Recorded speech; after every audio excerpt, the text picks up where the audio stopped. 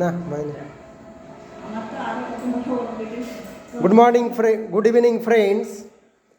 তো মেট্রিয়া মেডিকাতে আমাদের যে সমস্ত ওষুধের লক্ষণগুলো লেখা আছে, তো ক্যালকেরিয়া ফসে একটা লাইন লেখা আছে, oozing of bloody fluid from navel of infant of urine hyoscyamus. তাহলে ক্যালকেরিয়া ফসে oozing of bloody fluid from navel of infant.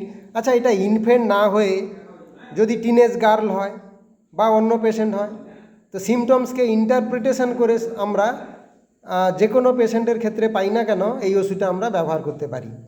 তো জাস্ট এইরকমই একটা পেশেন্ট আমি এই মুহূর্তে পেয়েছি।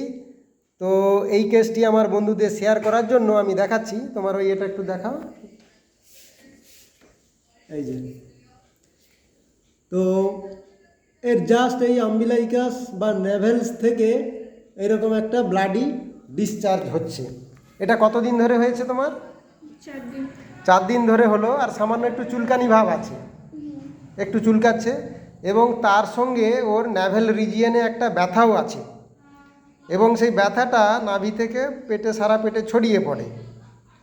তো এক্ষেত্রে প্লাম্বাম মেটালিকামের কিছু সিমটমস পাওয়া যাচ্ছে, যেক্ষেত্রে আম্বিলাইকাল রিজিয়নের পেন সারা শরীরে ছড়িয়ে পড়ে।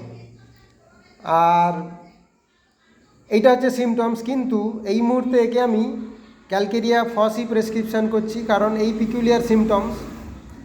যদি ইউরিন ডিসচার্জ হয় তাহলে হায়োসিয়ামাস, কিন্তু ইউরিন তো নয়, এটা একটা ব্লাডি ফ্লুইড ডিসচার্জ।